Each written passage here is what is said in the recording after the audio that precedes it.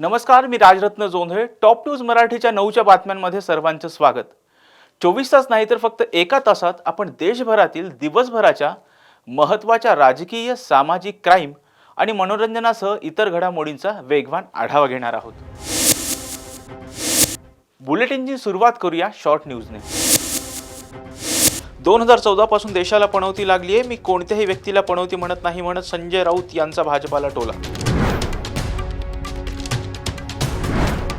संजय राऊत जिथे जातात तो पक्ष तरी फुटतो किंवा घर तरी फुटतं, त्यामुळे डिक्शनरीमध्ये संजय राऊत यांच्या नावापुढे पणवती शब्द लिहावा.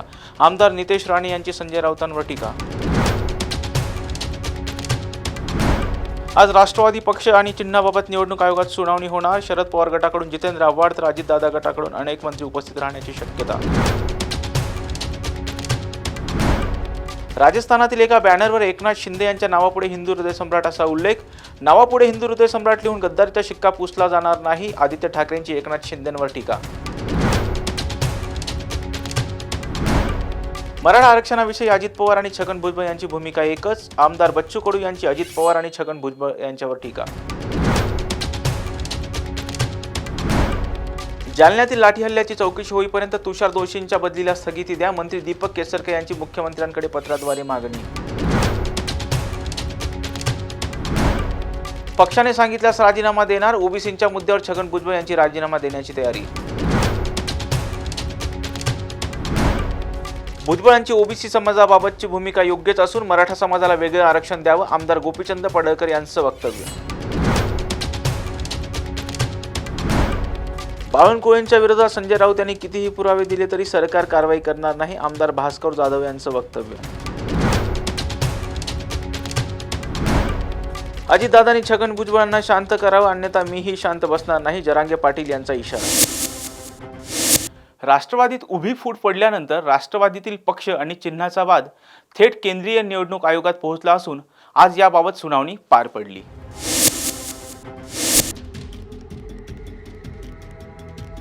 राष्ट्रवादीचा पक्ष आणि चिन्हाबाबत आज सुनावणी होणार असून केंद्रीय निवडणूक आयोगामध्ये ही सुनावणी पार पडणार आहे. या सुनावणी दरम्यान अजित पवार गटाचे मंत्री देखील उपस्थित राहणार असल्याची माहिती मिळाली असून शरद पवार गटाकडून नेमकं कोण उपस्थित राहतं हे पाहणं आता महत्त्वाचं असेल.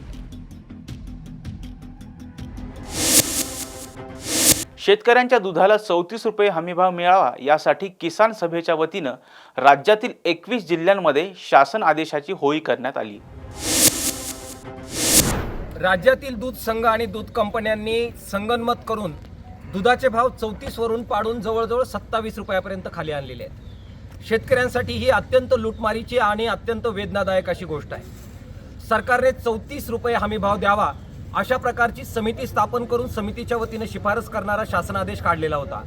मात्र या शासनादेशाची सुद्धा पायमल्ली महाराष्ट्रभर दूध संघ आणि कंपन्यांनी केलेली आहे. दुग्धविकास मंत्र्यांच्या बरोबर झालेल्या बैठकीमध्ये सुद्धा त्यांनी ह्या प्रकारच्या आदेशाचं पालन करावं असं आवाहन करून सुद्धा असा भाव देण्यात आलेला नाही आणि त्यामुळे एक प्रकारे सरकारच्या ह्या शासनादेशाची रद्दी झालेली आहे.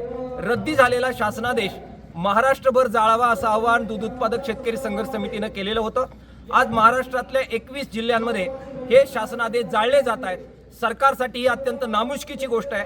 सरकारने स्वतःची इज्जत राखण्यासाठी तरी आपल्या स्वतःच्या शासनादेशाची अंमलबजावणी होईल यासाठी काम करावं, कंपन्यांना बाध्य करावं. ते जर केलं नाही तर आज शासनादेश जाळलेत, उद्या मंत्र्यांच्या दारात येऊन दूध ओतल्याशिवाय दूध उत्पादक राहणार नाहीत. सरकारने ती वेळ शेतकऱ्यांवर येऊ देऊ नये. कॉम्रेड, दुग्धजन्य पदार्थांना भाव मिळतो मात्र दुधाला भाव मिळत नाही, यामागचं कारण काय? मुळात शेतकऱ्यांची प्रचंड लुटमार हेच यामागचं कारण आहे. सांगितलं जातं की आंतरराष्ट्रीय पातळीवर दूध पावडरचे दर कोसळलेले आहेत. मात्र ग्राहकांना ज्यावेळी दुधाची पावडर, दूध आणि वेगवेगळे पदार्थ विकले जातात त्याच्यामध्ये कुठेही कपात झालेली नाही. आमचं दूध घेताना 34 रुपयावरून 27 रुपयापर्यंत तुम्ही खाली आणता आणि ग्राहकांसाठी मात्र तेव्हाही 40 रुपये ते 70 रुपये दर होता. आत्ताही 40 रुपये ते 70 रुपये दर हे ग्राहकांसाठी दिला जातोय. त्यांची कुठेही सुटका करण्यात आलेली नाही. ग्राहकांची मात्र लुटमार होते. केवळ लुटमार आणि नफेखोरी हेच यामागचं कारण आहे. श्रीमंत दगडूशेठ हलवाई सार्वजनिक गणपती ट्रस्ट सुवर्णयुग तरुण मंडळाच्या वतीनं पुण्यातील महात्मा फुले मंडईतील साक्रे महाराज मठ या ठिकाणी पारंपरिक पद्धतीने तुळशी विवाह पार पडला.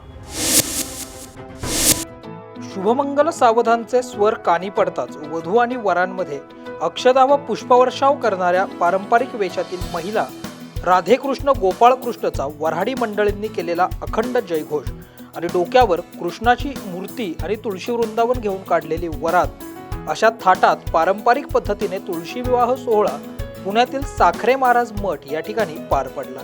श्रीमंत दगडूशेठ हलवाई गणपती मंदिरामध्ये सकाळी श्रीकृष्णाच्या मूर्तीचं पूजन झाल्यानंतर पारंपरिक पद्धतीने साखरे महाराज मठापर्यंत मिरवणूक काढण्यात आली। यावेळी श्रीमंत दगडूशेठ हलवाई गणपती ट्रस्टचे उपाध्यक्ष सुनील रासने, कोषाध्यक्ष महेश सूर्यवंशी, अमोल केदारी, राजाभाऊ घोडके, विशाल रासकर, ज्ञानेश्वर रासने, संतोष रसाळ, गजानन धावडे, बाळासाहेब सातपुते याबरोबरच सुलोचना रासने, संगीता रासने, मृणाली रासने यांच्यासह महिला वर्ग देखील मोठ्या संख्येनं उपस्थित होता।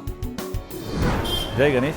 श्रीमंत दगडूशेठ हलवाई गणपती बाप्पांच्या मंदिरामध्ये गणपती बाप्पांचं विसर्जन झाल्यानंतर दुसऱ्या दिवशीपासून काकड्याला सुरुवात होते आणि या संपूर्ण सगळ्या महिला पहाटे 5 वाजता गणपती बाप्पांच्या मंदिरामध्ये ही विविध भजनं आणि विठ्ठलाची, पांडुरंगाची आळवणी करत असतात आणि याची समाप्ती ही तुलसी विवाहाने होत असते। आणि आजचा मंगल दिवस आपण प्रतिवर्षी जवळजवळ 40 वर्ष ही परंपरा चालू आहे। दगडूशेठ मंदिरातला श्रीकृष्ण, भगवान श्रीकृष्ण आणि मंडईतल्या साखरे महाराज मठातील तुळस यांचा मंगल शुभविवाह आज या ठिकाणी नुकताच संपन्न झाला आणि जवळजवळ 200 भगिनी या कार्यक्रमाला उपस्थित होत्या। साखरे महाराज मठाच्या वतीने देखील त्यांच्या 150-200 भगिनी उपस्थित होत्या आणि खूप चांगला उत्साहात मांगल्याच्या वातावरणामध्ये हा विवाह सोहळा संपन्न झालेला आहे। आपल्याला माहिती आहे आपल्या भारतीय संस्कृतीमध्ये तुलसी विवाहानंतर विवाहाचा मुहूर्त हे निघतात आणि विवाहाला सगळ्या आरंभ होत असतो आणि त्या दृष्टिकोनातून अतिशय महत्त्वाचा हा तुलसी विवाह सोहळा आहे। 40 वर्षापासून श्रीमंत दगडूशेठ हलवाई गणपती ट्रस्टच्या वतीने याचं आयोजन आपण करतोय। आजच्या या तुलसी विवाहानिमित्त सर्वांना मनपूर्वक हार्दिक शुभेच्छा।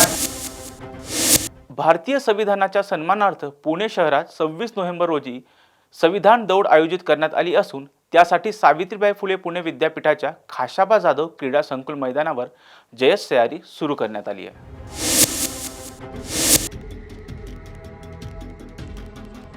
डॉक्टर बाबासाहेब आंबेडकर सांस्कृतिक महोत्सव समिती पुणे, डॉक्टर बाबासाहेब आंबेडकर संशोधन आणि प्रशिक्षण संस्था, डॉक्टर बाबासाहेब आंबेडकर विभाग, सावित्रीबाई फुले पुणे विद्यापीठ आणि पुणे जिल्हा हौसी ॲथलेटिक्स असोसिएशन यांच्या संयुक्त विद्यमानं या संविधान सन्मान दौडचं आयोजन करण्यात आलं असून रविवार 26 नोव्हेंबर रोजी पहाटे 5:30 वाजता खाशाबा जाधव क्रीडा संकुल या ठिकाणी ही संविधान सन्मान दौड संपन्न होणार असून या दौडमध्ये 50 परदेशी विद्यार्थी त्याचबरोबर महाराष्ट्रातील विविध जिल्ह्यातून आलेले सुमारे 5000 स्पर्धक सहभागी होणार असून या स्पर्धकांना जर्सी वाटप करण्यास आजपासून सुरुवात झाली आहे।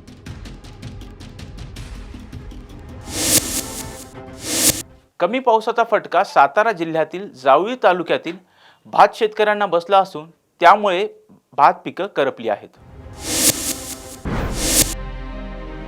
साताऱ्यातील जावळीत कमी पावसाचा फटका भात शेतीला बसल्यानं शेतकरी चिंताग्रस्त झाले। जावळी तालुक्यातील मेढा, वेणा दक्षिण विभाग, केळघर, कोयना विभागातील बामनोली परिसरात भात हे मुख्य पीक असून यंदा पाऊस कमी पडल्यानं भात पुनर्लागण उशिरा झाली आणि भात होण्याच्या काळात पावसाने दडी मारल्यानं भात उत्पादनात कमालीची घट झाली असून त्यामुळे शेतकरी चिंताग्रस्त झाले आहेत। शासनाने शेतकऱ्यांना लवकर मदत करून दुष्काळ जाहीर करावा अशी मागणी शेतकरी वर्गाकडून करण्यात येत आहे। भागातील मुख्य पीक हे भात असून पावसाच्या जीवावर असते। तिथे पाण्याची कोणती जलाशयाची सोय नसते। यंदा पाऊस उशिरा पडल्यामुळे लागण लेट झाली आणि पिकाच्या पोसायच्या त्या वेळेला पाऊस कमी झाला, त्यामुळे फुलावरच भात मरून गेलं। यंदा भाताची घट होणार आहे, तरी शासनाने याचा जाणीवपूर्वक विचार करावा।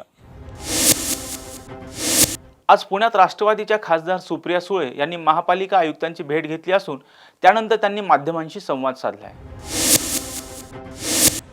जे शहरी भाग आणि ग्रामीण भाग असा हा मतदारसंघ 2 भागात विभाजन त्याचं झालेलं आहे। ग्रामीण भागाचे प्रश्न हे सगळे जिल्हा परिषद, सगळी विकास कामं तिथे येतात आणि शहरी भागातली खडकवासला असेल किंवा हवेलीतला काही भाग असेल किंवा नवीन घेतलेली 23 गावं असतील, हा संपूर्ण याचं ॲडमिनिस्ट्रेशन हे पुणे म्युन्सिपल कॉर्पोरेशनमध्ये येतं आणि याचा आढावा आम्ही सगळे साधारणपणे 1 महिन्या 2 महिन्यातून सगळे मिळून घेतो. दुर्दैवाने गेले 2 वर्ष इथले नगरसेवकांचं इलेक्शन न झाल्यामुळे आमच्या सगळ्यांचीच प्रचंड अडचण आणि गैरसोय आमच्यापेक्षा जास्त पुण्यातल्या किंवा शहरातल्या मायबाप जनतेची आणि ग्रामीण भागात जिल्हा परिषदचा मेंबर नसल्यामुळे त्या भागात. त्यामुळे गेल्या 2 वर्षामध्ये फील्डवर जे हक्काचे लोक, फक्त पक्षाचे नाहीत पण नागरिकांना जी हक्काची लोक होती, म्हणजे पाणी नाही आलं, गटरचा प्रॉब्लेम आला, कचरा उचलला नाही गेला, हे 24/7 आपले सगळे आमचे नगरसेवक हे कार्यरत असायचे. पण दुर्दैवाने 2 वर्ष त्यांचं इलेक्शन झालेलं नाही. त्याच्यामुळे आज प्रचंड अडचणी या शहरामध्ये आणि ग्रामीण भागात आम्हाला दिसतात. आज सगळ्यात महत्त्वाचा आणि गंभीर विषय, ज्याची चिंता, काळजी ही सगळ्या नगरसेवकांना आणि मला वाटते, आणि हे आपल्या सगळ्यांच्या समोरचं सगळ्यात मोठं आव्हान असणार आहे, ते म्हणजे महाराष्ट्रातला दुष्काळ. आणि ह्या भागाचं बोलायचं झालं तर पुण्याच्या पिण्याच्या पाण्याचा प्रश्न. आणि आज त्याचा आढावा गेल्यानंतर आम्हाला अपेक्षा होती त्याच्यापेक्षा वाईट बातम्या खरं तर आम्हाला इथून कळलेल्या आहेत. कारण का जो डेटा आम्हाला कॉर्पोरेशननी सांगितला, पुण्याच्या पिण्याच्या पाण्याची गरज जी आहे ती, शेतीचं पाणी, गुरांचं पाणी, या सगळ्यांचं नियोजन जर केलं तर अतिशय चिंताजनक आणि दुष्काळाची अशी परिस्थिती शहरातही आहे आणि ग्रामीण भागातही आहे. आणि त्याच्यामुळे मी सरकारला गेले 1.5 महिना विनंती करते की पाण्याचं नियोजन करा. आणि नियोजन तुम्ही नाही केलं तर आम्हाला रस्त्यावर उतरल्याशिवाय दुसरा कुठलाही मार्ग राहणार नाही.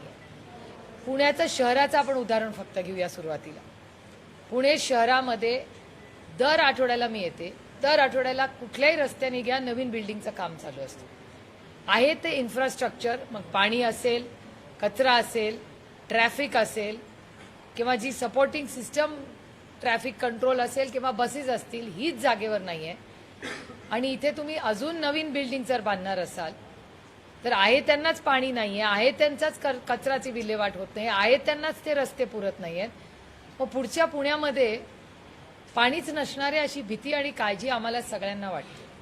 आणि मी पुणे म्युन्सिपल कॉर्पोरेशनचे मनपूर्वक आभार मानते की ती कबूल करतायत की हा प्रॉब्लेम आहे. याचा अर्थ इट्स रिअली सिरियस.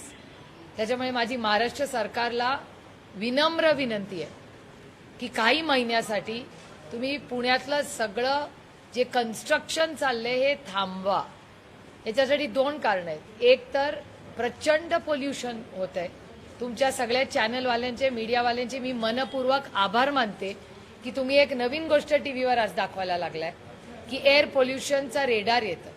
मलाही बऱ्याच वेळा बरं वाटतं ते बघितल्यावर की आपण जेव्हा ग्रीन किंवा येलो झोनमध्ये होतो आता मोकळा श्वास घेऊ शकतो. मुंबई पुण्यात राहिलं की तुम्ही रेड दाखवलं की आम्हाला वाटतं अरे बापरे, आता ज्येष्ठ नागरिकांचा खोकला आजारपण, लहान मुलांना अपर रेस्पिरेटरी ट्रॅक्ट इन्फेक्शन, सगळ्यांनी आता 24 तास मास्कच घालून फिरायचं का? मी इन्फ्रास्ट्रक्चरच्या विरोधात नाही, मी विकासाच्या विरोधात नाही. पण जो विकास आज महाराष्ट्रात, भारतात, पुणे शहरात होतोय हा अतिशय चिंताजनक आहे. आपल्याकडे मेट्रो असेल, आपल्याकडे ब्रिज असेल, आपल्याकडे ट्रॅफिक असेल, पण तुम्हाला आणि मला प्यायला पाणी मिळणार नाही अशी परिस्थिती कदाचित पुढच्या काही वर्षात आपल्याला दिसेल. त्याच्यामुळे जर आपण नियोजनबद्ध पुढचं पाणी, कचरा आणि ट्रॅफिक मॅनेजमेंट केलं नाही तर कितीही मेट्रो, हजारो कोटी तुम्ही मेट्रोवर घातले तरी तुमच्या आणि माझे प्रश्न दैनंदिन आयुष्यातले हे संपणार नाहीये. त्याच्यामुळे काय मार्ग आहे आता हा आपल्याला सगळ्यांना बसून त्याच्यातून चर्चेतून मार्ग काढायला लागेल. त्याच्यामुळे माझी महाराष्ट्र सरकारला विनम्र विनंती आहे की पुढच्या 8-10 दिवसात महाराष्ट्रातला आणि पुण्यातला दुष्काळ, पाण्याची परिस्थिती, पुणे शहराची पाण्याची परिस्थिती याचा आढावा घ्या. आणि जर नाही घेतला आणि असंच पोल्युशन वाढत राहिलं, असाच जर ट्रॅफिक वाढत राहिला, असंच जर पाणी कमी पडत राहिलं तर एकीकडे टँकर माफिया हा जिवंत राहतो पण आमच्या नळाला पाणी येत नाही. तर मग हा टँकर माफियाच्या विरोधात, या एअर पोल्युशनचं नियोजनबद्ध काही हे सरकार करत नाही त्याच्या विरोधात, आणि जे लोक टॅक्स भरतात, टॅक्स भरलं तरी आम्हाला जर सुविधा मिळाली नसतील तर आम्ही पूर्ण ताकदीने पुणेकरांच्या वतीने राष्ट्रवादी काँग्रेस पक्ष या पुणा म्युनिसिपल कॉर्पोरेशनला घेराव घालेल आणि जोपर्यंत हे प्रश्न सोडत नाही आम्ही कुणाला इथे बाहेर पडू देणार नाही. त्यामुळे it's really critical and it is serious. आणि मी राजकारण म्हणून करत नाही, मी सत्तेत असते तरी माझं हेच मत असतं. कारण का सत्ता ही फक्त लाल दिवा आणि पक्ष फोडण्यासाठी आणि इन्कम टॅक्स सीबीआय आणि ईडीआय साठी नसते. ती सर्वसामान्य इट्स अ टूल, ते एक साधन आहे लोकांच्या आयुष्यात एक चांगला बदल घडवण्यासाठी. या पुणा म्युनिसिपल कॉर्पोरेशनमधून गेल्या 5-7 वर्षात काय 24/7 पाणी देतो, कुठला मोठा बदल गेल्या 5-7 वर्षात या पुण्यामध्ये शहरात झालाय? मला विचाराल तर क्वालिटी ऑफ लाईफ खाली गेलंय पुण्याचं. त्याच्यात काही सुधार झालेला मला तरी, मी इथली नागरिक आहे म्हणून अतिशय जबाबदारीने एक नागरिक म्हणून पण सांगते आणि लोकप्रतिनिधी म्हणून सांगते. कारण का मी जेव्हा जेव्हा फील्डवर जाते तेव्हा लोक मला एकच मागतात की ताई आम्हाला पाणी पाहिजे, आम्हाला स्वच्छ पाणी पाहिजे. आम्ही टँकरसाठी करोडो रुपये आम्ही आमच्या भागात खर्च करतो. मग जर टँकरमधून पाणी येतं तर नळाला पाणी का येत नाही? कचरा उचलला का जात नाही? ट्रॅफिकचा प्रश्न का सुटत नाही? यांच्याकडे मेट्रोसाठी करोडो रुपये आहेत, पण मग आमच्या पाण्याच्या स्कीमसाठी का पैसे नाहीत आणि पाण्याचं नियोजन का होत नाही? असे असंख्य प्रश्नांवर आम्ही सविस्तर आज चर्चा केलेली आणि त्याच्यामुळे पुन्हा मी सांगते की महाराष्ट्राच्या सरकारने आणि पुण्याच्या ॲडमिनिस्ट्रेशनने विचार केला पाहिजे की पुढचे कन्स्ट्रक्शन जर थांबवावं, त्याचा सगळ्याचा एक आढावा घ्यावा, एक व्हाईट पेपर काढावा पुण्याच्या डेव्हलपमेंटवर, नंतरच पुढचा कार्यक्रम करावा.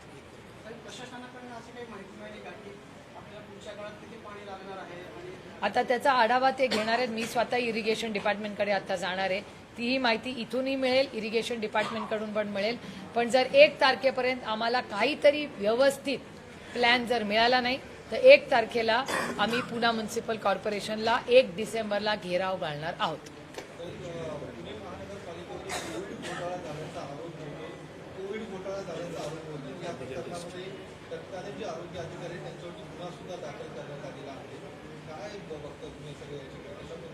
नाही, मला एका गोष्टीची फक्त गंमत वाटते की जे आरोप होतात, आरोप करणारे आज सत्तेत आहेत आणि ज्यांच्यावर आरोप झाले त्यातले आज जे सत्तेत बसले तेही त्या प्रशासनातच होते. म्हणजे जर तुम्ही विरोधात असला तर तुम्ही भ्रष्टाचारी. तेच लोक सत्तेत गेले, भारतीय जनता पक्ष भ्रष्ट जुमला पार्टी, त्या बीजेपी बरोबर गेले की मग त्यांना क्लीन चिट मिळते. त्याच्यामुळे नक्की महाराष्ट्रात काय चाललंय, जेव्हा मी तिराईत म्हणून असं एक पाऊल मागे घेऊन बसते तेव्हा मला कळतच नाही महाराष्ट्रात नक्की काय चाललंय. मला विचाराल तर महाराष्ट्रात पॉलिसी आणि केऑस चाललेला आहे. केऑस याच्यासाठी चाललाय की कॅबिनेटमध्ये निर्णय घेतले जात नाही तुमच्या आणि माझ्या पाण्याच्या प्रश्नाचे, तुमच्या आणि माझ्या दुष्काळाच्या प्रश्न होत नाही, तिथे मारामाऱ्या होत आहेत. त्यामुळे महाराष्ट्राची कॅबिनेट, मंत्रिमंडळ, आरक्षणाचा विषय, आज मी टीव्हीवर तुमच्या सगळ्यांच्या चॅनलवर बसलं, काही ठिकाणी डॉक्टर आंदोलन करतायत, काही ठिकाणी शिक्षक आंदोलन करतायत, काही कॉर्पोरेशन्समधले लोक तिथे आंदोलन करतायत. मग जर एवढी आंदोलनं म्हणजे 50 झटपट बातम्यामध्ये 48 जर आंदोलनं असतील तर 2 मग इथं तिकडच्या असतात बातम्या. त्यामुळे नक्की महाराष्ट्राचं ट्रिपल इंजिनचं खोक्याचं जे सरकार आहे हे काय करते? 200 आमदार आहेत त्यांचे, त्यातले 105चं कुठे दिसतच नाहीत बिचारे. जे 105 म्हणजे जे पहिले आले तो पक्ष, त्याचं नेतृत्व हे काय करतायत काही कळत नाही. उरलेल्या 2 मध्ये जी काय भांडणं किंवा आम्हाला जे वाटतं की जो प्रश्न महाराष्ट्रात असतो तो दिल्ली दरबारीत जातो सोडवायला. मग पालकमंत्र्यांचा प्रश्न असेल, कुणाला कुठलं पालकमंत्रीपद द्यायचं तो प्रश्न असेल, कुठलेही विकास काम असतील कारण की ह्यांचा आपापला संघर्ष असेल, हे सगळं म्हणजे दिल्लीच महाराष्ट्र चालवते का असं आता आम्हाला वाटायला लागलं. आणि डेटा आहे, मी आरोप करत नाहीये, दिल्लीची अदृश्य शक्ती प्रत्येक गोष्टीमध्ये महाराष्ट्रात ढवळाढवळ करते. कारण काय 200 लोकांना मॅनेजच होत नाही. इट्स केऑटिक. ठाकरे गटाचे नेते आदित्य ठाकरे आणि भास्कर जाधव यांनी आज कोकणात कार्यकर्त्यांना संबोधित केले. मी सातत्याने गेले 2 दिवस एका गोष्टीचा विचार करत होतो की आदरणीय आदित्य साहेबांनी ही जी खळा बैठक आयोजित केलेली आहे, ही खळा बैठक म्हणजे काय तर ती भारतीय बैठक, आणि या भारतीय बैठकीचा जेवढा सांगावा तेवढा खोल असा अर्थ आहे, सखोल असा अर्थ आणि त्याचबरोबर अनन्य साधारण असं महत्व या बैठकीचं आहे. काय बैठकीचं महत्व आहे मित्रांनो? आज आम्ही ज्या वेळेला महाराष्ट्राच्या कानाकोपऱ्यामध्ये कुठे ना कुठेतरी फिरत असतो, त्यावेळेला मला जुनी जाणती माणसं सांगतात, मग आमच्या चिपळूणची देखील मंडळी तेच सांगतात, रत्नागिरीची मंडळी देखील तेच सांगतात, या ठिकाणी इथं बाळासाहेब आले होते, इथं बाळासाहेब बसले होते, इथं बाळासाहेब आमच्याबरोबर जेवले, इथं बाळासाहेबांच्या बरोबर आम्ही फिरलो वावरलो. हे बाळासाहेबांनी आमच्या शाखेचं उद्घाटन साहेबांनी केलं.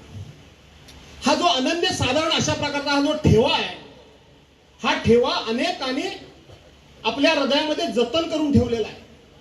आणि केवळ तो जतन करून ठेवला नाही, तर ज्या वेळेला तो ठेवा शिवसेनेच्या उपयोगी आणायचा असेल, शिवसेनेच्या पदरामध्ये आपलं योगदान टाकायचं असेल, त्या वेळेला ही जुनी जाणती माणसं कोणाच्याही निमंत्रणाची वाट बघत नाहीत, तर फक्त शिवसेना प्रमुखांची आठवण करतात आणि तो शिवसेनेच्या पदरामध्ये टाकतात. आज मी मुद्दामून नव्हे तर मी सभागृहामध्ये देखील सांगितलंय, यापूर्वी देखील अनेक बैठकांमधून सांगितलंय, केवळ आदित्य साहेबांच्या तोंडावर सांगणं किंवा कोणाच्याही तोंडावर बोलणं हा माझा स्वभावच नाही. पण मी आताही जाणीवपूर्वक उल्लेख केलाय की आपलं उद्याचं नेतृत्व, आपलं उद्याचं महाराष्ट्राचं नेतृत्व आज राज्यामधले विविध पक्ष आहेत. थोडी 2 मिनिटं घेतो तुमच्या पर्यायाने. विविध पक्ष आहेत, हे पक्ष सकाळ संध्याकाळ टीका कोणावर करतायत? सकाळ संध्याकाळ टीका करतायत ते उद्धव साहेबांबरोबर जशी करतायत तशीच आदित्य साहेबांबरोबर करतायत, आदित्य साहेबांच्यावर करतायत. आणि त्याला आदित्य साहेबांनी एकच उत्तर दिलंय की वय वर्ष 32 आहे, मला लहानसं म्हणता, मला पोरगा म्हणता, मला अनुभव कमी म्हणता, पण या 32 वर्षाच्या तरुणानं तुमची झोप या ठिकाणी खराब केलेली आहे, त्यांची झोप उडवलेली आहे. पुण्यामध्ये एक सभा झाली, एका काँग्रेसचा नेता एकदा व्यासपीठावर आला आणि त्याने आदित्य साहेबांना सांगितलं की आदित्य साहेब, मी तुमच्यावर प्रेम करतो, तो केवळ शिवसेना प्रमुखांचा नातू म्हणून नाही, उद्धव साहेब मुख्यमंत्री म्हणून त्यांच्या सुपुत्र म्हणून नाही, तुम्ही मंत्री म्हणून नाही, पण ज्या वेळेला तुमच्या वडिलांना 40 लांडग्याने 40 कोळ्या कुत्र्याने घेण्याचा प्रयत्न केला, त्यावेळेला वाघाची झेप घेतली आणि बापाच्या पाठीमागे तुम्ही सुपुत्रपणे उभा राहिला. म्हणून मी तुमच्यावर प्रेम करतो, महाराष्ट्र प्रेम करतो. विरोधात काही म्हणत असू दे की तुम्ही सोन्याचा चमचा घेऊन जन्माला आला, उत्तर अनेक आहेत आमच्याकडे आणि आम्ही त्या सभेमध्ये देत असतो. पण आज सोन्याचा चमचा घेऊन जन्म तुम्ही आला असता, जरूर सोन्याचा चमचा घेऊन आदित्य साहेब जन्माला आले, पण सोन्याचा चमचा घेत असताना ते आपल्या मातीला विसरले नाहीत, त्याचीही साक्ष आहे. आणि म्हणून 2 मतदारसंघातले तुम्ही सगळे प्रमुख पदाधिकारी या ठिकाणी जमलेले आहात. तुमची खूप मोठी जबाबदारी आहे. 1990 सालचा 1999 साल ते 99 साल शिवसेना प्रमुख जेव्हा कोकणाच्या दौऱ्यावर आले होते, तो प्रसंग आठवा. आणि त्याच पद्धतीनं आज उद्धव साहेब, आपले आदित्य साहेब या ठिकाणी आलेले आहेत. परवांच्या दिवशी जाणीवपूर्वक खोटी नाटी त्यांच्यावर एक केस दाखल केली. तो अंगण आणि मुंबईच्या दिशेने गेले की गॅरेज बैठका होणार आहेत आमच्या. पण मूळ गोष्ट हीच आहे की घरगुती बैठक आपली जशी घरातल्या अंगणात होते तशीच अंगणात घ्यायची होती. कारण अनेकदा आपण पाहतो जेव्हा आपली निवडणुकीची धावपळ सुरू होते तेव्हा मोठ्या सभा होत असतात, हॉलमध्ये कार्यक्रम होत असतात. पण मला माझ्या पदाधिकाऱ्यांशी बोलायचं होतं, माझ्या साथीदारांशी बोलायचं होतं. आणि इथे मला वाटतं तर बसलेले आहेत सगळे, कारण आम्ही मुद्दामून भास्कर जाधव साहेब तुम्हाला बोलायला दिलं, कारण आता येतं अधिवेशन आहे, त्याच्यात थोडं गरम करतो तुम्हाला आम्ही. कारण हे उभे राहिले की समोरचे गप्प बसतात. आणि इथे जे उभे होते, जे तुमचं ऐकत नव्हते, त्यांना लगेच तो प्रसंग आठवला. तुम्ही बस सांगितलं, ऐकलं नाही आणि सस्पेंड करून टाकलं तुम्ही 12 लोकांना. तर म्हणून सगळे बसले. पण असं हे जे अधिवेशन असणार आहे, आता मला वाटतं राजनजी, आपण सगळे, सुनीलजी, आपण सगळे जे अधिवेशनाला सामोरे जाणार आहोत, तुम्ही लिहून घ्या, हे खोके सरकारचं शेवटचं अधिवेशन असणार आहे. विरोधी पक्ष म्हणून आपलं शेवटचं अधिवेशन असणार आहे. आणि 2024ला परिवर्तन केंद्रात आणि आपल्या राज्यात घडवणार म्हणजे घडवणारच, ही शपथ आपण घेऊन बाहेर पडलेलो. कारण एकंदर आज जे काही आपण करत आहोत, आजच्या निवडणुकीच्या पार्श्वभूमीवर आपण ही जी बैठक घेतलेली आहे, ही आपली तसं बघायला गेलं तर विधान परिषदेची निवडणूक आहे. अनेक वेळा आपल्याला वाटतं अरे विधान परिषद म्हणजे आपलं काय देणं घेणं असतं, लोकांचं काय देणं घेणं असतं. पण तसं नाही, विधान परिषद देखील तेवढीच महत्त्वाची असते, कारण तिथे देखील आपल्याला बोलायला, विषय मांडायचं एक वेगळी संधी असते. आणि जर आपल्या गेल्या 1.5 वर्षात जर पाहिलं तर जास्तीत जास्ती म्हणजे खालती आम्ही तर लढतच असतो, पण आमच्याकडे लक्ष खालती दिलं नाही. आता द्यायला लागतं अध्यक्ष महोदयांना, कारण आपण पण त्यांना बरोबर टोकावर धरलेलं आहे. तरी वरच्या हाऊसमध्ये सुनील शिंदे साहेब आहेत, अनेक लोक आहेत जे तिथे बरोबर उचित प्रश्न विचारतात आणि अनेक घोटाळेपणांचे पडदा फाडून लोकांसमोर आणलेले आहेत. पण ही जी निवडणूक आहे ही खास करून महत्त्वाची ठरते. मुंबई पदवीधर निवडणूक जी आहे ती आपल्याला माहिती आहे, अनेक वर्ष आपण लढत आलेलो, जिंकत आलेलो. मला वाटतं गेले 5-6 वेळा आपण जिंकलेलं, 18 की आता 24 वर्ष होतील पूर्ण, ती निवडणूक आपण जिंकत असतो. आणि मुंबईतल्या सर्व पदाधिकाऱ्यांचे जी काही मेहनत असते ती फळायला लागते, कारण सगळेच पदवीधर, सगळेच सुशिक्षित मतदार हे शिवसेनेसोबत असतात. मुंबईत तसं पाहायला गेलं तर मुंबई महानगरपालिका असेल, आमदारकी असेल, खासदारकी असेल, मुंबईकर बोलला तर शिवसेना हे एक नातं जुडलेलं आहे. आणि मुंबई आणि कोकण हे देखील तेवढंच महत्त्वाचं नातं आहे. आणि म्हणून आपण मागच्या वेळीच ठरवलेलं की कोकण पदवीधर लढायचं. पण मागच्या वेळी जेव्हा ठरवलेलं होतं आपण, तेव्हा आपली तयारी तेवढी काही पूर्ण झाली नव्हती. घाईघाईत आपण लढलो होतो आणि थोडक्याच मताने ही आपली सीट गेली होती. जो काही आत्ता अभ्यास आपण केलेला, आणि किशोर जैनजी माझ्यासोबत जे आलेले आहेत त्यांना यंत्रणा प्रमुख उद्धव साहेबांनी केलेले आहे, ते डेली रिपोर्टिंग त्यांचं उद्धव साहेबांना असतं की कोण किती फॉर्म भरते, कुठच्या तालुक्यात फॉर्म आलेत, किती भरले गेले आहेत, त्यांचे रिसीट आले की नाही, बरोबर ते सबमिट झालेत की नाही. पण हा जो मतदारसंघ आहे हा खूप महत्त्वाचा ठरतो, कारण ही जी आपली शिवसेनेची ताकद आहे संपूर्ण मतदारसंघात, प्रत्येक तालुक्यात, प्रत्येक गावात, प्रत्येक शहरात ही आपल्याला दिसायला मिळते. आणि मग अशा पूर्ण मतदारसंघामध्ये जर अभ्यास केला तुम्ही तर ही सीट 100 आणि 100% शिवसेनेचीच आहे आणि जिंकून येऊ शकतो ही खात्री पटवून आपण आता पुन्हा एकदा या निवडणुकीला सामोरे जात आहोत. तसं पाहायला गेलं तर ह्याच्यात नक्की कोण कोण मतदान करू शकतं. इथे सेनेटसाठी किती लोकांनी केले, मुंबई युनिव्हर्सिटीच्या सेनेटसाठी काम, नोंदणीचं तुम्ही केलं ना सगळे पदाधिकाऱ्यांनी. आता तुम्ही ती जी निवडणूक असते ती किती किचकट असते मला सांगा जरा. काय काय भरायला लागतं त्याच्यात. मुंबई विद्यापीठाचेच तुम्ही पदवीधर असायला पाहिजे, कॉन्व्होकेशन सर्टिफिकेट असायलाच पाहिजे, बरोबर. ह्या 2 अटी असल्यानंतर मतदानाच्या वेळी पहिल्या 5 जे असतात त्याला आपण प्रेफरन्शियल वोटिंग टाकतो, म्हणजे 1 नंबर कोण, 2 नंबर कोण, 3 नंबर, 4 नंबर, 5 नंबर. आणि प्रत्येक विधानसभेत आपण मागच्या वेळी देखील वेगळ्या वेगळ्या प्रेफरन्स दिलेला. पण कौतुक ह्या गोष्टीचं आहे की 2010ला पण आणि 15ला पण दोन्ही वेळा जेव्हा आपण ह्या निवडणुका लढलो तेव्हा बरोबर जसं दिलेलं प्रेफरन्स तसं झालं. पहिल्यांदा आपण 10 पैकी 8 सीट जिंकलेलो, मागच्या वेळी 10 पैकी 10 जिंकलो. हे तुमचं सगळ्यांचं श्रेय, ही तुमची ताकद आहे. कलाकारी ही सगळी तुम्ही केलेली, कारण बरोबर तिथे जाऊन मतदाराला सांगणं की हे असं वोटिंग करायला पाहिजे, ह्या लोकांना. वंचित बहुजन आघाडीची 25 तारखेला संविधान सन्मान महासभा होणार असून वंचितचे नेते सुजात आंबेडकर यांनी माध्यमांशी संवाद साधलाय. आत्तापर्यंत आमचा तरी अंदाज 1.5 लाखाचा अंदाज आहे. पोलिसांनी अंदाज दिला आहे की त्यांच्याकडे 2 लाख प्लस असं मोबिलायझेशन पोलिसांनी पकडून चाललंय, जो आयबी कडनं आकडा येतो प्लॅनिंग करताना ते नेहमी सांगतात. तर अशी ही 1.5-2 लाखाची मोठी सभा होणार आहे. आणि त्याच्या महत्वाचं की हा भारतातला पहिली महत्वाची सभा असणार आहे किंवा पहिलीच सभा आहे जिकडे कोणीतरी संविधानाच्या सन्मानासाठी एक सभा घेतोय. आणि उद्याच्या सभेमध्ये आपल्याला प्रत्येक जातीतनं, प्रत्येक धर्मातनं, वेगवेगळ्या जातीचे धर्मगुरू, वेगवेगळ्या समाजाचे गुरु, वेगवेगळ्या धर्मांचे गुरु, त्यात मौलाना असतील, सिख धर्मगुरू असतील, फादर असतील, भंतेजी असतील, काही कीर्तनकार महाराज, हबप महाराज, वेगवेगळ्या समाजाची प्रतिनिधी, असे सगळे येणार आहेत. आणि एक संविधानाचा सन्मान, कारण संविधान आहे म्हणून आज आम्ही आहोत. आज आम्ही इथपर्यंत पोहोचू शकलोय ते कारण संविधानाने आमचे इंटरेस्ट, आमचे राईट्स प्रोटेक्ट केले. ह्याच्यासाठी आम्ही संविधानाचा सन्मानाचा एक मोठा कार्यक्रम घेतोय. आणि ह्याच्यासाठीच 25 तारखेला शिवाजी पार्कवरती संविधान सन्मान महासभा ही आयोजित केली. आणि तिकडे मोठ्या संख्येने उपस्थित राहणारी लोक हे संविधानाच्या रक्षणासाठी आणि त्याच्या आधी संविधानाच्या सन्मानासाठी आपल्याला इकडे उपस्थित राहताना दिसतील.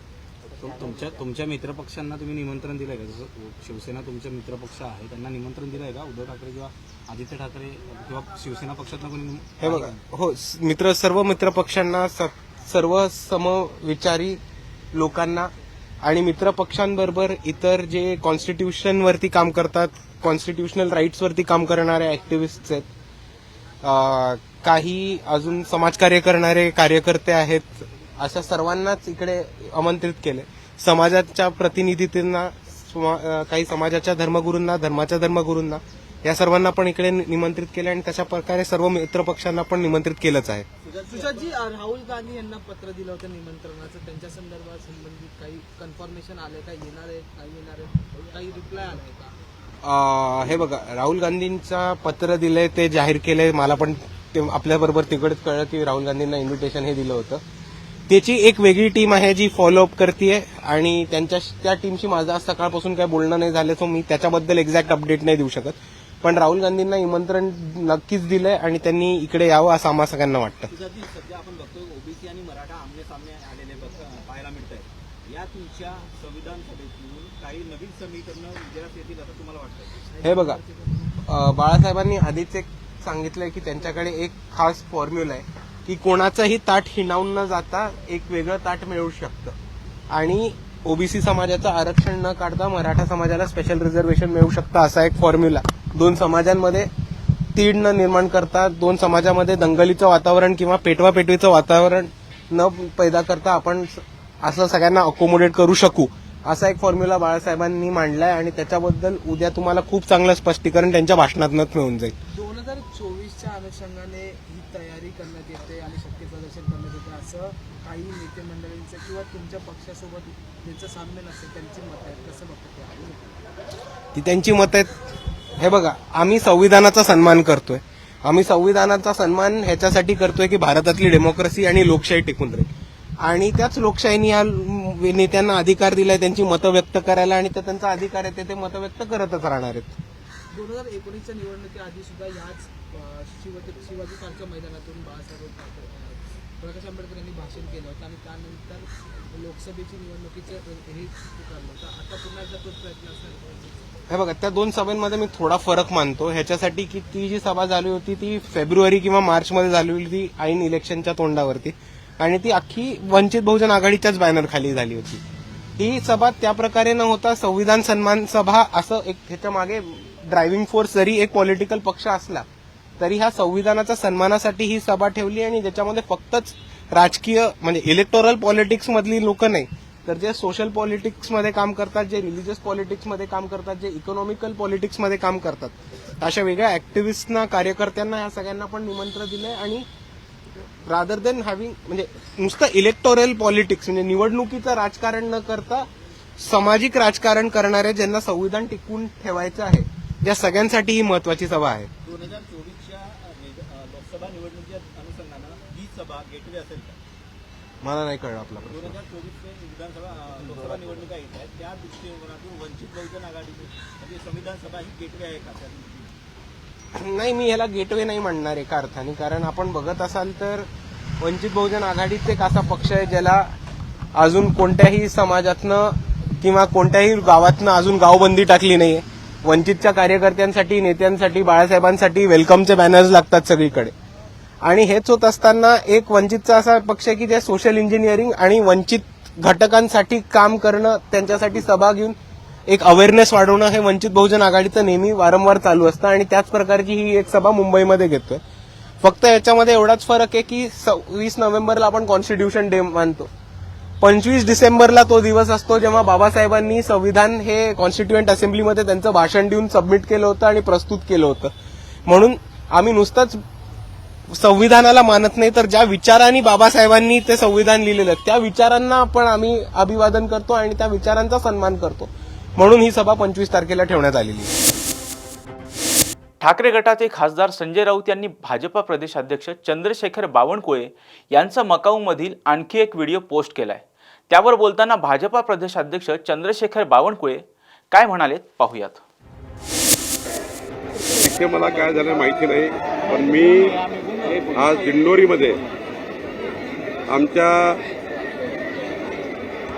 येणाऱ्या 2024च्या संपूर्ण निवडणुकीमध्ये प्रत्येक बूथवर 51% मतं मिळावे याकरता सुपर वॉरियरची जे एका बूथला आम्ही 3 वॉरियर्स केले आहेत, योद्धे केले आहेत, त्यांची बैठक घेण्याकरता आलो आणि मला अभिमान आहे की आज 600 वॉरियरने हा संकल्प केला भारतीताई पवारांच्या नेतृत्वामध्ये 3.5 लक्ष घरी जाण्याचा या लोकसभेमध्ये. आणि मोदीजींच्या 9 वर्षाच्या कार्यकाळातलं संपूर्ण काम जिथे पोहोचलं तिथे जाण्याचा, जिथे नाही पोहोचलं तिथे करून देण्याचा. समाजाच्या शेवटच्या व्यक्तीच्या कल्याणाकरता केंद्राच्या सरकारचं काम, कोरोनासारख्या काळामध्ये जनतेला 2 व्हॅक्सिन देऊन जीव वाचवण्याचं काम, हे कामं घरोघरी पोहोचवण्याकरता 3.5 लाख घरी जाण्याचा वॉरियर्स, 600 वॉरियर्स आमचे काम करणार आहे. आणि दुसरं आम्ही ठरवलं आहे, मी स्वतः संपर्क ते समर्थन अभियान करणार आहे. काल मी 1432 लोकांना नंदुरबारमध्ये भेटलो. सर्वांनीच मोदीजी प्रधानमंत्री व्हावे असं म्हटलं.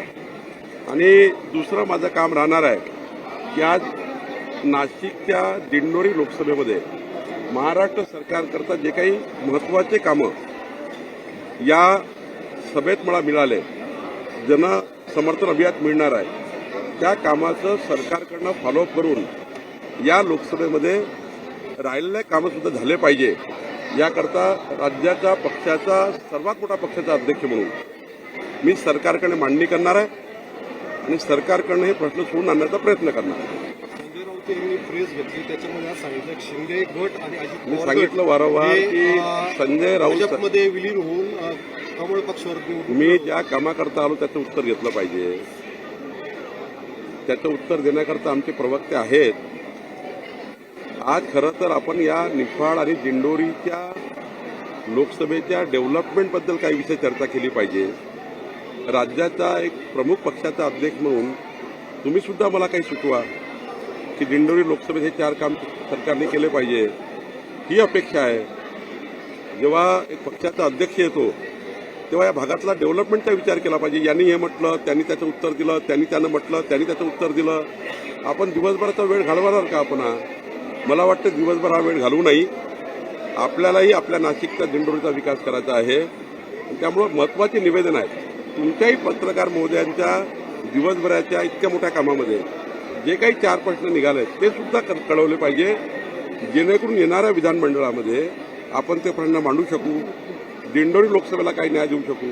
जे काही उर्वरित आहे ते पुढं कसं जाईल हे कामं या ठिकाणी सांगितले पाहिजे. मला वाटतं जनतेला न्याय मिळाला पाहिजे. नाफेड मार्फत जो काही कांदा खरेदी केला गेलेला आहे, अद्याप अनेक शेतकऱ्यांना पैसा मिळालेला नाही. खरं आहे की काही ठिकाणी कागदपत्र कमी आहे. आत्ताच माननीय भारतीताई पवारांनी मेळाव्यात सांगितलं, ज्या ठिकाणी फक्त कागद कमी आहे तेवढेच राहिले आहे.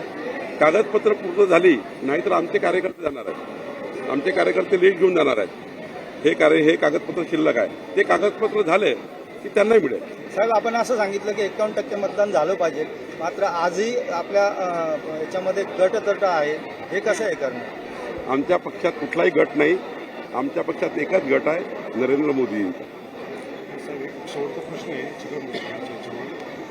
त्यांनी असा हे केलेलं आहे की पक्ष म्हणजे माझी भूमिका जी पक्षाला जर अयोग्य वाटली तर मी पदांचा राजीनामा देईन.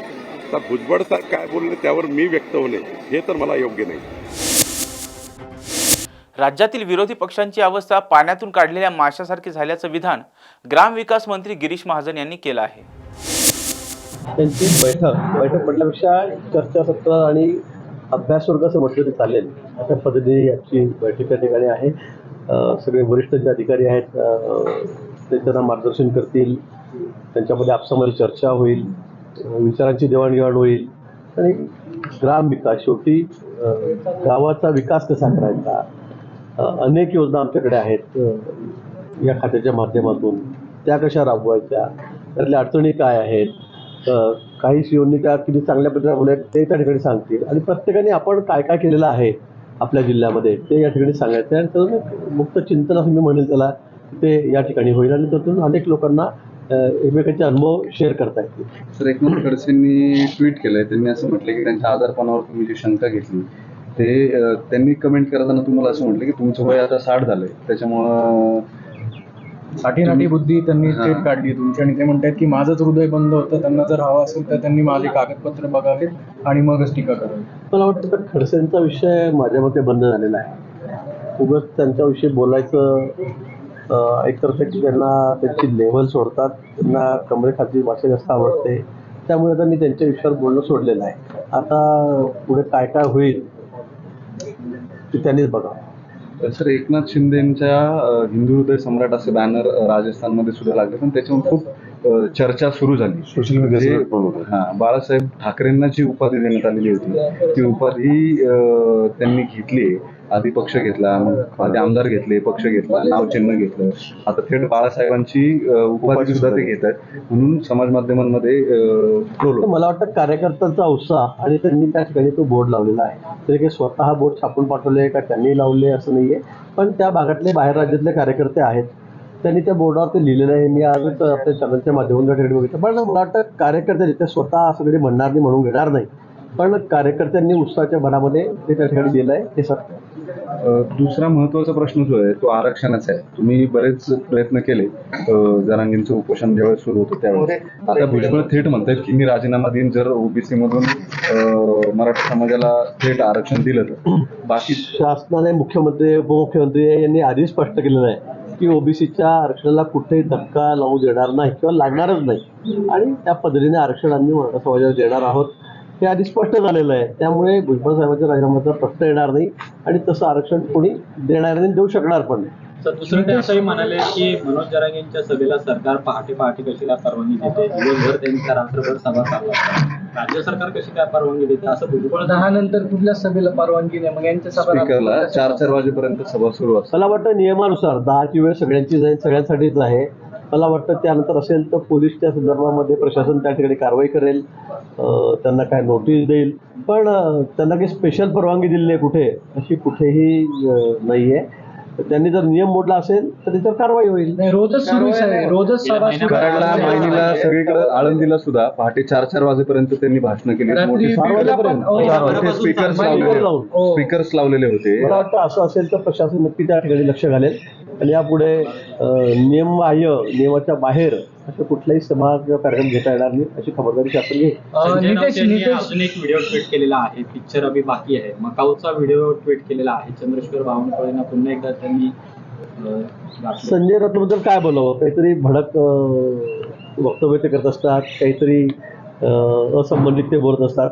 आता मला कळत नाही, हॉटेलमध्ये त्या ठिकाणी संपूर्ण फॅमिली, मुली, सुना, मुलगा, जावई यांना सगळे त्या ठिकाणी घेऊन गेलेले होते. त्या ठिकाणी टेबलवर बसले असताना तिथे कॅसिनोच आहे असं दाखवण्याचा प्रयत्न केला.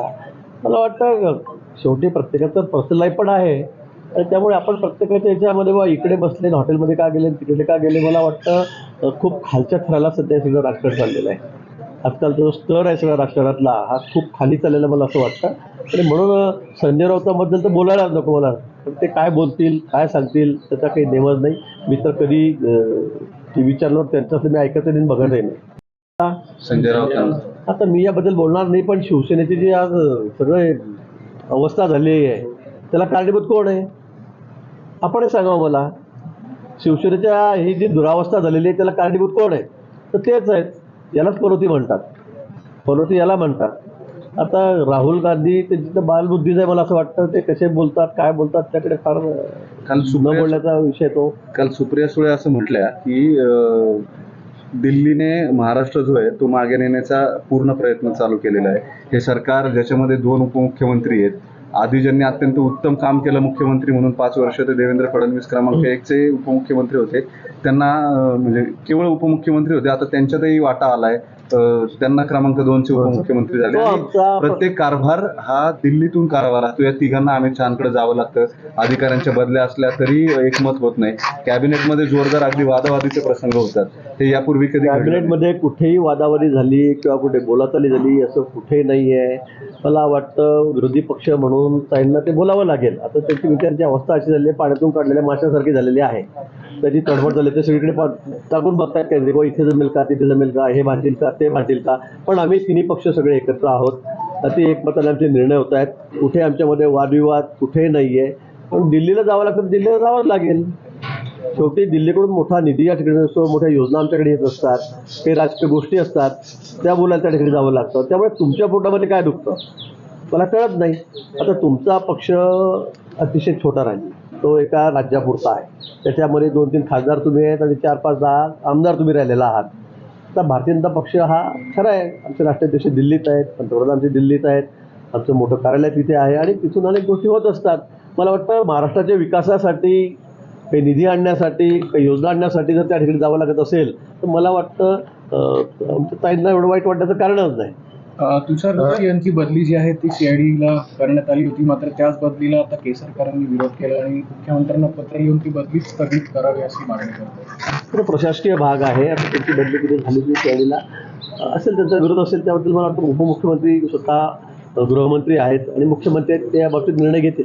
सर, मराठा आरक्षणामुळे जायकवाडी धरणामध्ये पाणी सोडू नका असं एक पत्र गोदावरी पाटबंधाऱ्याच्या अधिकारी आहेत त्यांनी लिहिलेलं आहे. आरक्षणामुळे मराठा आरक्षणामुळे जायकवाडीचे पाणी सोडलं जाणार आहे, सोडू नका अशा प्रकारचं एक पत्र मराठा आरक्षणाचं आणि पाणी सोडण्याचं काय होतं पत्र केलेलं आहे त्यांनी असं म्हटलेलं आहे. मला वाटतं असं असेल तर फार चुकीचं आहे. मराठा आरक्षणामुळे पाणी सोडू नका तर काही नदीत जाऊन कोणी काही पाणी अडवणार आहे का सोडणार आहे यातला भाग नाही आहे. त्यामुळे कुठे कायदा सुव्यवस्था निर्माण होणार नाही. मला वाटतं नियमानुसार त्याचे सगळे नियम ठरलेले आहेत. वरती धरणामध्ये किती पाणी असलं की किती पाणी खाली सोडावं हा सगळा नियम आहे. मी 5 वर्ष पाटबंधारे भरती होतो, त्यामुळे मला वाटतं आरक्षणाचा त्याचा कुठेही संबंध येणार नाही. असं लिहिलं असेल तर ते चुकीचं आहे. राष्ट्रीय निवडणूक आयोगातील सुनावणीनंतर शरद पवार गटाचे वकील अभिषेक मनु सिंघवी काय म्हणालेत पाहूयात. कि ये सही पार्टी है, ये नहीं है, शरद पवार लीडर नहीं है, ये गलत चुनाव हो रहे हैं, इत्यादि इत्यादि सैकड़ों चुनाव हुए हैं इस 20 वर्ष की अवधि में. नंबर 1. नंबर 2, पहली बार 2023 में ये आरोप लगाया जा रहा है कि जो चुनाव 18 में हुए और उसके बाद लोअर लेवल पे 20, 21, 22 में हुए वो गलत हैं. नेशनल राष्ट्रीय कन्वेंशन गलत है. नंबर 3, ये कौन लगा रहा है आरोप? ये आरोप आ रहा है उस ग्रुप द्वारा, यानी माननीय अजीत पवार जी द्वारा, माननीय प्रफुल्ल पटेल जी द्वारा, जबकि शुरुआत नोटिस 10 बार वो दस्तावेज दिखाए गए चुनाव आयोग को जिसमें लिखते हैं कि ये हमारे सर्वोपरि लीडर हैं, चुनाव में हम इनको अनुरोध कर रहे हैं कि ये खड़े हों, कोई और इनके विरुद्ध खड़ा नहीं होना चाहता है, और मैं अजीत पवार, मैं प्रफुल्ल पटेल, मैं ये इनका पूरा समर्थन करते हैं. चौथा बिंदु, इसके बाद अचानक 30 जून 2023 में ये मुद्दा आ ही नहीं सकता कि इस पार्टी में स्प्लिट हुआ है, इस पार्टी का सिंबल इसको दो या उसको दो. ये मुद्दा इसलिए नहीं आ सकता कि सिंबल के किसी भी विवाद में एक पहले से स्थापित विवाद होना चाहिए कि सही एनसीपी ये है या मैं हूं. जब आपके सब दस्तावेज, सब वक्तव्य, सब हलफनामों में ये स्पष्ट लिखा है कि 30 तारीख के पहले कभी आपने ये मुद्दा नहीं उठाया कि एनसीपी ऐसी है, ए है या बी है, या एनसीपी में डिवीजन है, या एनसीपी में गुटबाजी है, या शरद पवार लीडर नहीं है, तो आपने जब याचिका फाइल की 30 तारीख को, इस तारीख का महत्व है, जब याचिका फाइल की तो उस तारीख को कोई विवाद ही नहीं था. जब विवाद ही नहीं है तो डिस्प्यूट का मुद्दा कहाँ से आता है? चुनाव आयोग को अधिकार क्षेत्र, जुरिस्डिक्शन कहाँ से मिलता है? सिंबल के किसी भी विवाद में एक पहले से स्थापित विवाद होना चाहिए कि सही एनसीपी ये है या मैं हूं. जब आपके सब दस्तावेज, सब वक्तव्य, सब हलफनामों में ये स्पष्ट लिखा है कि 30 तारीख के पहले कभी आपने ये मुद्दा नहीं उठाया कि एनसीपी ऐसी है, ए है या बी है, या एनसीपी में डिवीजन है, या एनसीपी में गुटबाजी है, या शरद पवार लीडर नहीं है, तो आपने जब याचिका फाइल की 30 तारीख को, इस तारीख का महत्व है, जब याचिका फाइल की तो उस तारीख को कोई विवाद ही नहीं था. जब विवाद ही नहीं है तो डिस्प्यूट का मुद्दा कहाँ से आता है? चुनाव आयोग को अधिकार क्षेत्र, जुरिस्डिक्शन कहाँ से मिलता है? चुनाव आयोग इस पूरे अनुच्छेद 15 के अंतर्गत कार्रवाई शुरू कैसे कर सकती है? क्योंकि कोई भी पूर्व विवाद नहीं था, प्री एग्जिस्टिंग डिस्प्यूट नहीं था। ये विस्तार से बताया जा रहा है। जो चुनाव आयोग के केस लॉ हैं, आखिर चुनाव आयोग ने कई निर्णय दिए हैं पहले इसी अनुच्छेद 15 पे, उनको हमने साइट किया है, कर रहे हैं अभी मेरे मित्र। उदाहरण के तौर पे ब्रह्मानंद रेड्डी का केस है 1978 में, आज से यानी क्या 45 वर्ष पहले। उसमें बड़ा स्पष्ट लिखा है कि अनुच्छेद 15 के डिस्प्यूट में पूर्व स्थापित विवाद होना चाहिए। तो जब ये सब है तो सिर्फ आप 30 तारीख को फाइल करने के बाद अपनी फाइलिंग द्वारा एक नया डिस्प्यूट विवाद नहीं खड़ा कर सकते। मैं कल एक नया याचिका फाइल करके विवाद नहीं खड़ा कर सकता अनुच्छेद 15 के अंदर। मेरा विवाद याचिका दर्ज करने से बहुत पहले से होना चाहिए। ये एक कानूनी टेस्ट है। इसके अलावा मजाकिया बात है कि इतने दस्तावेज सब जगह शरद पवार जी को 100% समर्थन किया इन्हीं व्यक्तियों ने जो आज कह रहे हैं कि हमें विश्वास नहीं है, हमें अविश्वास है इस पूरी प्रक्रिया में। वो प्रक्रिया इन्होंने चलाई, इन्होंने दस्तावेज साइन किए, इन्होंने मीटिंग बुलाई, इन्होंने अपने रेजोल्यूशन प्रस्तावित किए। तो हम इस प्रक्रिया के द्वारा ये पूरे आडंबर को, इस पूरे मिथ्या प्रचार को, इस झूठ को हम एक्सपोज कर रहे हैं कि आपको बरगलाने का, आपको बहकाने का और मूर्ख बनाने की प्रक्रिया की जा रही है। ये चलेगी अभी, इसके बाद मैं दलील ऑल करूँगा जब नई तारीख होगी, तिथि फिक्स। लेकिन ये संक्षिप्त में आज हुआ है। Friends, I will take only 2 minutes in English. You have heard me in Hindi. The hearing is still going on. We have come out slightly earlier. Hearing will go on another date also. In a nutshell, a whole sequence of events has been itemized and charted out by our team. The events show that from 1999 to 2018 and onwards, all the way to 2023, number one, elections have been held without one comma full stop of opposition or objection till 2023. Number two, no objection, no dispute, no challenge. Number three, the national conventions, the meetings have been called by the very same persons who are today complaining, namely Mr. Praful Patel and Mr. Ajit Pawar, all signed by them. Number four, the law is very clear. There is no jurisdiction to invoke the Article 15 jurisdiction about a symbols dispute unless you show that there is a pre-existing dispute between two factions prior to filing.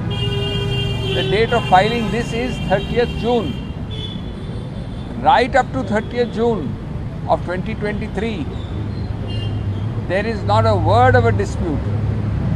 There is nothing. You cannot create a dispute by filing in the EC and say that my filing creates a dispute.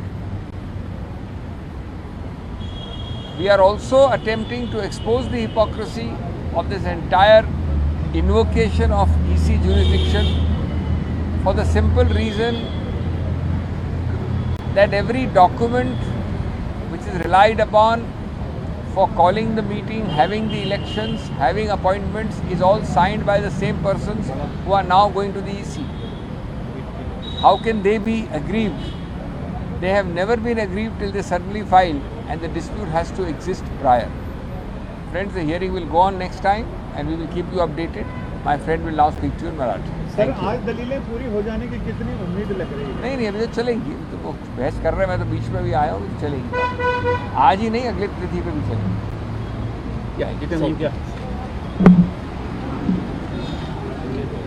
अजून election commission समोर वादविवाद चालू आहे। देवेंद्र कामत हे कायदेशीर बाजू मांडत आहेत। त्याच्यामध्ये त्यांनी ब्रह्मानंद रेड्डी विरुद्ध इंदिरा गांधी यांचा 78ची केस मांडली, ज्याच्यात सिम्बल्स ऑर्डर पॅराग्राफ 15चं त्यांनी हे घेतलं, आधार घेतला की वाद हा एका दिवसात कधीही घटत नसतो.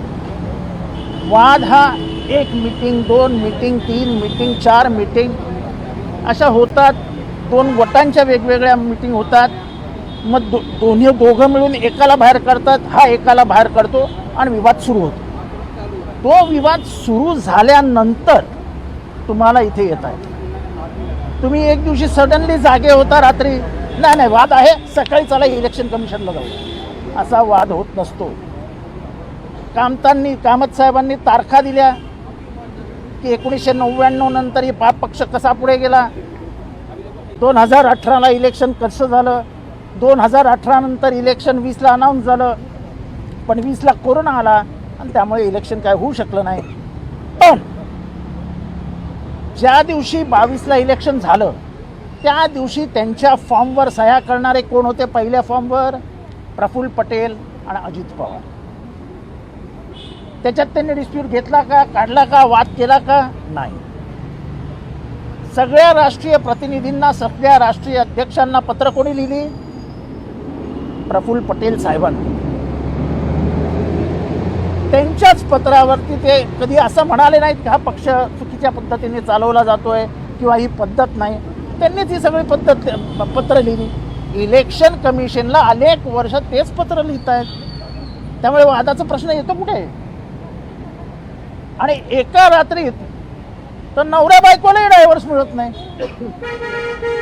It has to be a continuous fight ना डायव्हर्स घ्यायला. पण इथे तर अजित पवार साहेब हे पूर्ण जून जुलै महिना शरद पवार साहेबच आमचे नेते आहेत, शरद पवार साहेबच आमचे नेते आहेत असंच म्हणत होते. जेव्हा शरद पवार साहेबांनी रेजिग्नेशन दिलं की मला आता अध्यक्ष राहायचं नाही आहे, तेव्हा आमच्या सगळ्यांची बैठक झाली आणि त्याच्यात 17 जण निवडले गेले आणि त्या 17 जणांनी बसून निर्णय घ्यावा कोणाला करायचं. त्याच्यातही एकमताने ठरवलं गेलं की Sharad Pawar should remain president of the party. त्याचे सिग्नेटरी कोण होते? अजित पवार होते. आत्ताचे 8 मंत्री जे आहेत ते मंत्री होते. त्यामुळे वाद कुठे? 3 जुलैला झालेल्या पत्रकार परिषदेमध्ये सुद्धा हे सगळेच नेते मान्य करतात की शरद पवारांचे देव आहेत. मग वाद झाला कुठे? वाद हा पक्षाचा नाही आहे, वाद हा सत्तेचा आहे. वाद पक्षाचा नाही आहे, वाद सत्तेचा आहे. शरद पवारने रक्त आठवून घामाचा थेंब थेंब देऊन हा पक्ष वाढवलाय. 2004 साली रक्त इथून ओथंबून वाहत असताना प्रचाराला फिरलेत. मांडीचं हाड मोडलं असताना या पक्षासाठी काम केलंय. त्याला म्हणतात प्राण देणे एकासाठी. अजित पवारांनी कधी पक्षाचं पद उपभोगलंय का? एकदाही ते पक्षाचं कुठलंही पद त्यांनी उपभोगलं नाही. त्यामुळे पक्ष वाढवण्यात जी शरद पवारांनी एका पोराला मोठं करण्यात जे एका बापाचं योगदान असतं ते योगदान दिलंय. आजच्या 9च्या बातम्यांमध्ये इथेच थांबण्याची वेळ झाली. पाहत रहा टॉप न्यूज मराठी. आपला महाराष्ट्र, आपली बातमी.